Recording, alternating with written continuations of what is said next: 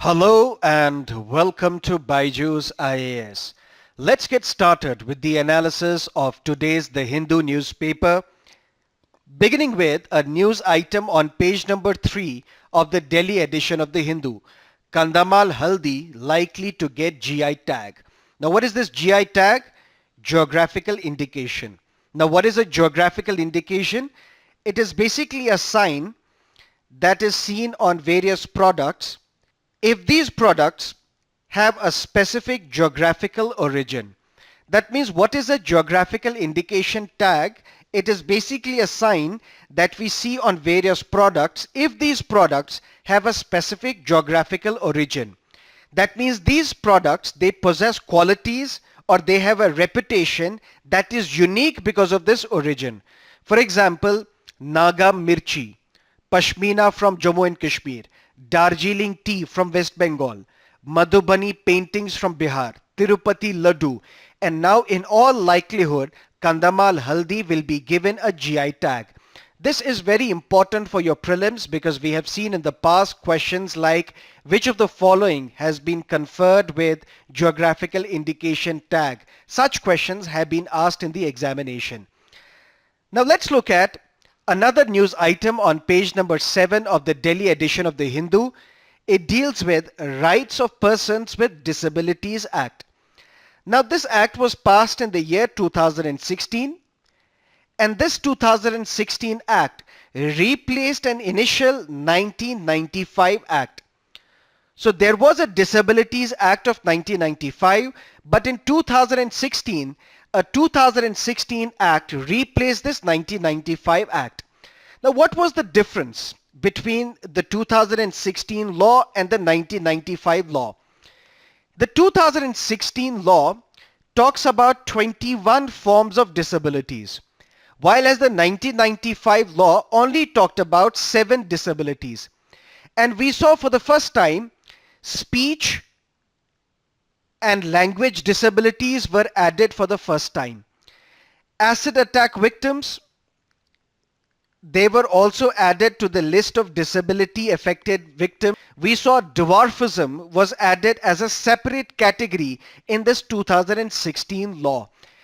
And we also need to understand from the prelims point of view that India is a signatory to United Nations Convention on the Rights of Persons with Disabilities. And because of this law of 2016, now few more categories of disabilities have been included. For example, people suffering from sickle cell anemia, people suffering from thalassemia, which is a blood disorder.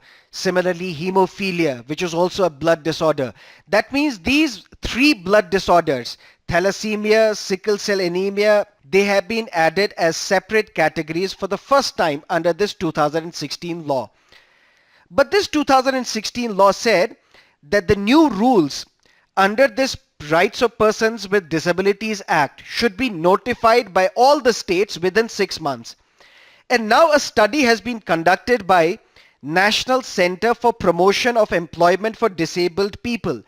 This study says that in majority of these states, these new rules have not been notified. According to this study, more than half of the states in India have not notified these rules despite the fact that they should have entered into force immediately after 6 months from the enactment of this law. Another aspect of the study is that funds should have been allocated for the implementation of this act. And we have seen only 5 states have allocated funds for the implementation of this act. So if tomorrow the question is asked about the implementation of this Disabilities Act, you can cite this report in your answer. This act also talked about that there should have been special courts for dealing with offences that have been committed against the persons with disabilities. And there are 58% states in India which do not have the special courts for treating crimes against disabled persons. This act also talked about that there should be special public prosecutors to handle such cases, but 87% of the states are without special public prosecutors. These are the important details about this survey, And if the question is asked about Rights of Persons with Disabilities Act and how this act is performing on the ground, you can talk about these lacunas, these loopholes in the implementation of this law. That is what this newspaper article is all about. Let's look at another issue on page number 10. India-US will sort out sanctions waiver, says Menace. Menace is the Defense Secretary of United States. Now what is the issue? The issue is CAATSA. What is this CAATSA? Countering America's Adversaries Through Sanctions Act. That means if there are adversaries or enemies of United States, how should United States deal with those adversaries? Through sanctions. And as of now, there are three adversaries of United States. There is Iran, there is North Korea, and there is Russia. And any country or company, if it deals with these three countries, if it conducts transactions of significant nature with these three countries, then sanctions will be imposed by United States on those countries.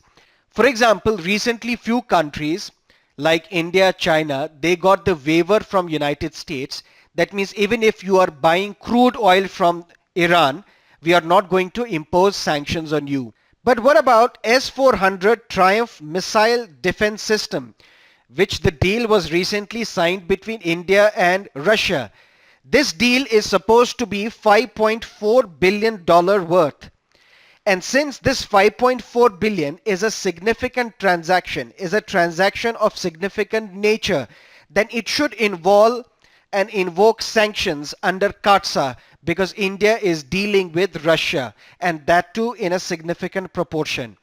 Now India and US, they have decided to sort out this sanctions waiver so that this S-400 defense system, which is considered to be the best mobile defense system in the whole world, so that these systems, once India is procuring, United States will not impose sanctions on India because of this deal. That is what this newspaper column is all about. Now let us look at a newspaper article on page number 7, Accounting Methods of Climate Fund Questioned. Now there is a conference of parties summit going on right now in Poland, where the countries have gathered together to see how we can implement the Paris Climate Agreement of 2015. Because that Paris Climate Agreement talks about that we should not let the earth warm 2 degrees Celsius beyond the pre-industrial levels. So how to implement that Paris Agreement of 2015? That is why countries are meeting right now in Poland. So we will look at the outcome of this meeting at Poland, and then we will have an elaborate discussion on what were the important takeaways from this summit. Now let us look at a news item on page number 12, which is relevant for your international relations. We have seen Donald Trump withdrew from the Iran nuclear deal, and then all the sanctions were reimposed on Iran, and United States is threatening to limit the export of oil from Iran to zero, and also promising that more and more sanctions will be imposed on Iran. Why this issue? We have discussed this issue in detail in the past. But now what Iran is doing? Iran has threatened once again that we will close the Persian Gulf. Now what is this Persian Gulf? Persian Gulf, or more specifically the Strait of Hormuz, it's basically a key waterway for the transport of oil. About 1/3 of all the seaborne crude oil, the trade of this crude oil passes through this waterway, Strait of Hormuz. And it is a strait between the Persian Gulf and the Gulf of Oman.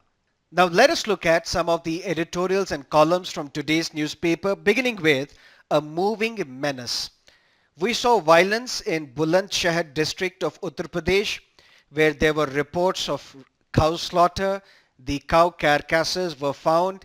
There was a clash between the police and the protesters, which ultimately led to the killing of 2 individuals, including the police inspector Subodh Kumar. Now what this column basically talks about, it talks about that this violence in Uttar Pradesh is yet another notice of the toll being taken on civic order on account of failure to crack down on vigilante mobs. For example, what happens? There are rumors of cow slaughter, then people protest against this cow slaughter, and then they lynch the people who are alleged to have committed the cow slaughter. But the irony is they also film the recordings. They also film the proceedings of this attack on the hapless victims and then upload these videos on the social networking sites. Why? Because they know that the law will not catch them, because they know that the administration will not catch hold of them, because they have got the political patronage. And it is this immunity that is given to these Gaurakshaks, to these vigilante mobs. That is why we have seen that the incidence of lynchings is going on in North India, and that too unabated.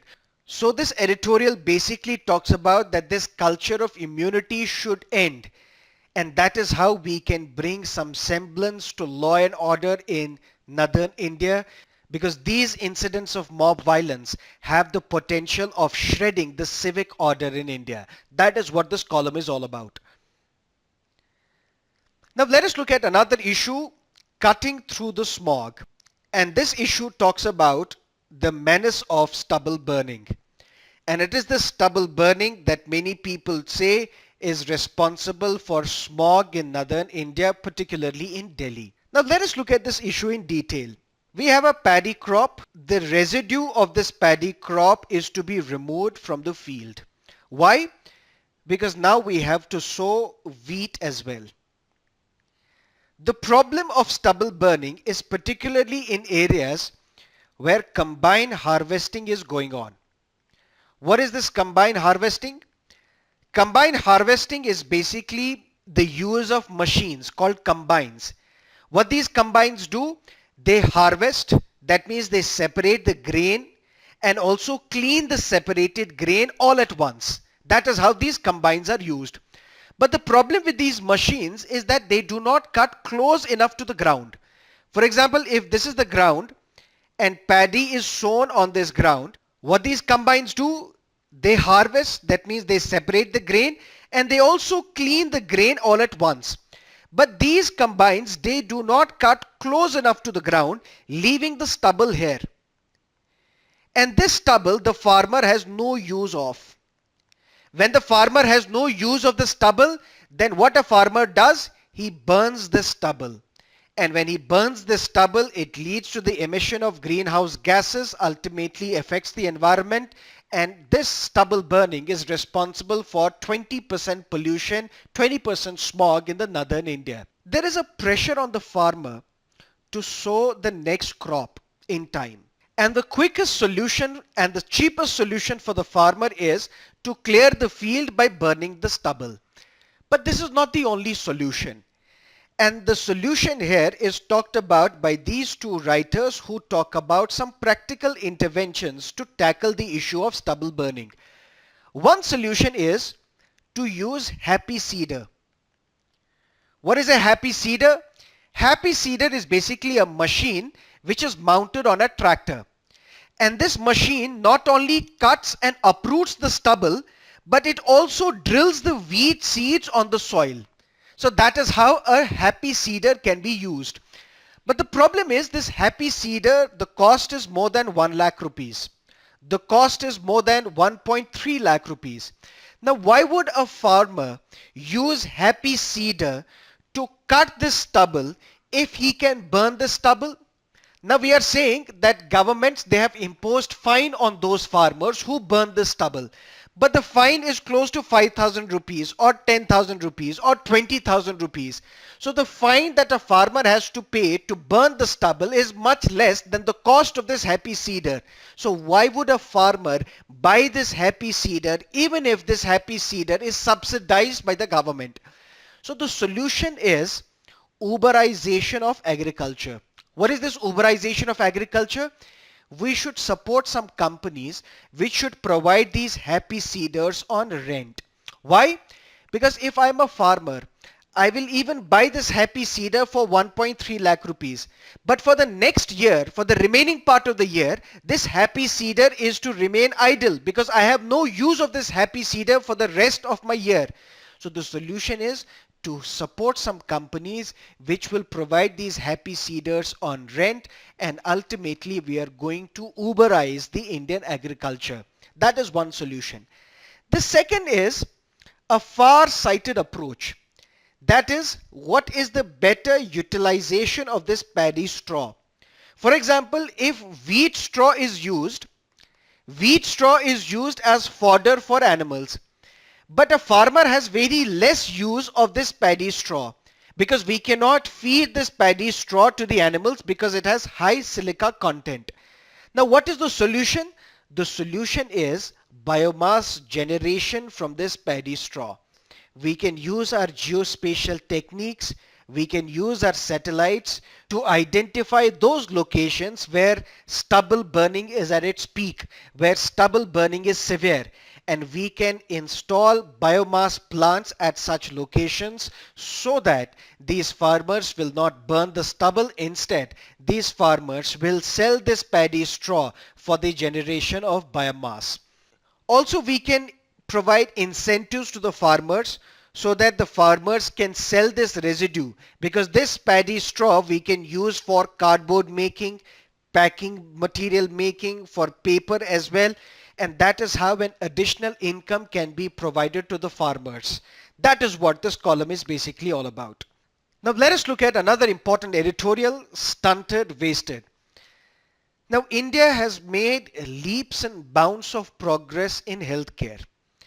Our longevity is increasing. Indians are dying very old. That means the average lifespan of Indians is increasing. Since 1991, when the liberalization of Indian economy took place, India has made more investment on the social front.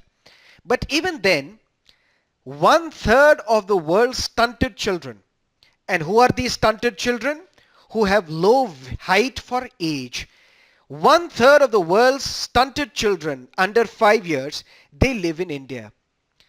25% of the children in India, they are wasted. That means they have low weight for height. There was a recent study released called Global Nutrition Report 2018. This report talks about that these stunted children, wasted children, are more in northern and central India than in South India. What does this mean? This means that the political commitment, the administrative efficiency is responsible for lower level of stunting and wasting of children in South India. And in North India, because of lack of political will, the children are stunted, the children are wasted.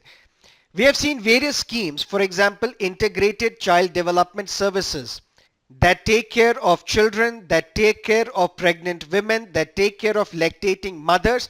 But if these ICDS schemes have failed to meet their objective, have failed to ensure that the children in India are not wasted and stunted, that means it is high time that we review all these integrated child development service schemes. This editorial says that what are these factors that affect the quality and quantity of nutrition? What are these factors?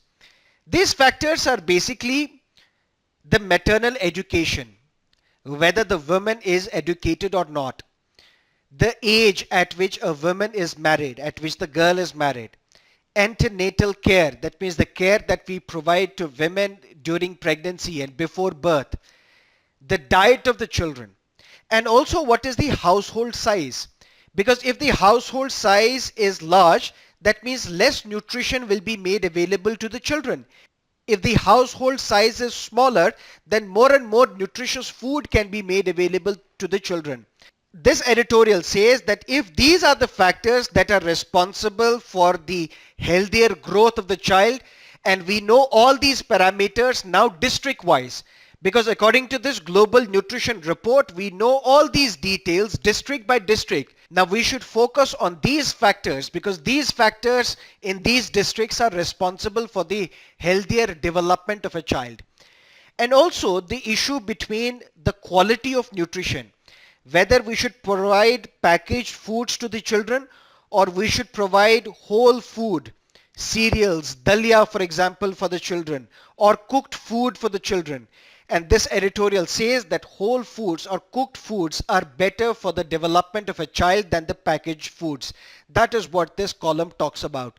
This column says that India should devote more and more funding, more and more budgetary allocation to social services, because if we are spending 6.6% of our GDP on social sector, this percentage should rise. Because according to this editorial, the recent report, the Global Nutrition Report, should convince the center as well as the states in India that we have to provide India's children a healthy future. Now let us look at another important column on page number 9, which talks about shift to low carbon. Both the rich countries as well as poor countries, they have suffered damages because of the climate change. In India, we have seen rains, floods and landslides have occurred in Kerala. We have seen floods in Chennai. But on the top, we have seen in Rajasthan, Delhi and Andhra Pradesh and Telangana, heat waves have taken place. Heat waves have occurred. Ultimately, sometimes through floods or sometimes through heat waves, we have seen enough damage because of this climate change. Now, what is the solution? We have to focus on adaptation and we also have to focus on mitigation. For example, Japan has invested a lot of money on coastal defenses. The column says that Japan has built the world's largest underground flood water diversion facility, where because of the floods, the waters can be diverted. But India, since it is also a poor country with less technological know-how, and we have a coastline of close to 7,500 kilometers, we cannot make such colossal investments such as the investments that Japan has made. But what we can do, we can warn the people early.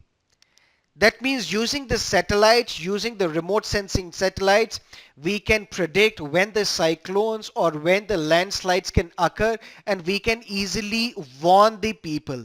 For example, something that happened recently, we evacuated large number of people in Andhra Pradesh as well as in Odisha as well as in Tamil Nadu before the cyclone struck.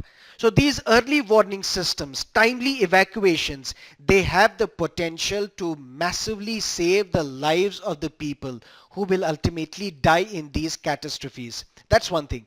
Second is mitigation. India has committed that we will cut down on our carbon emissions.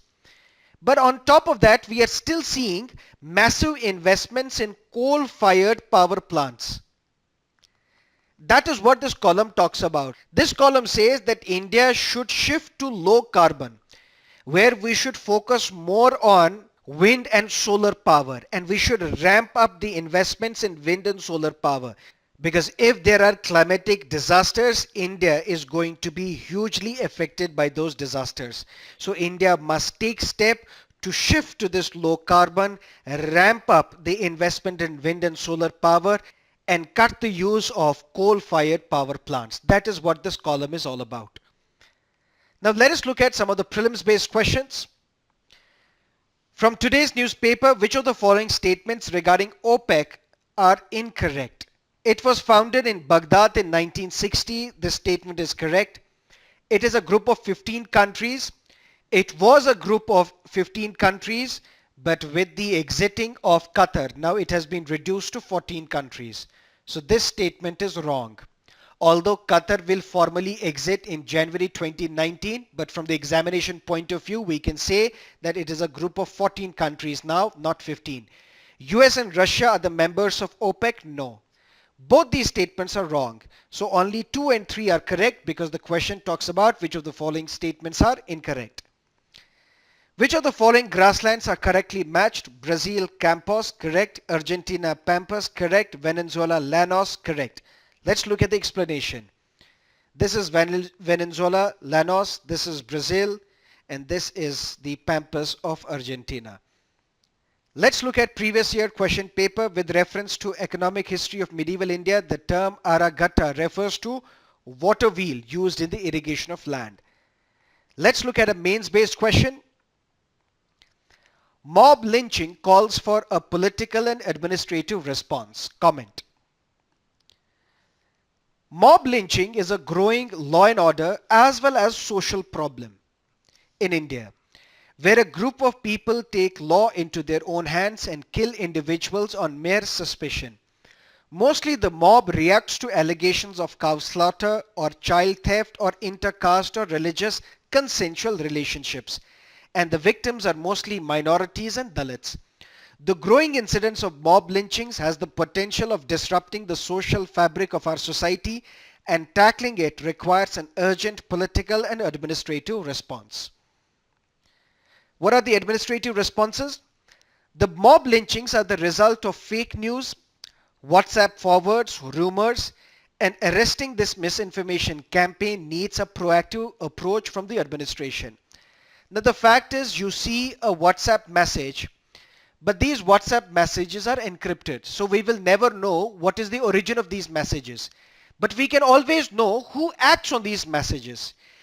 Since it is very difficult to trace the origin of these messages, but it is very easy to know who have acted upon the incitement to violence. And those individuals who incite people to violence, who commit violence, they should be identified and firmly discouraged and dealt with according to the law.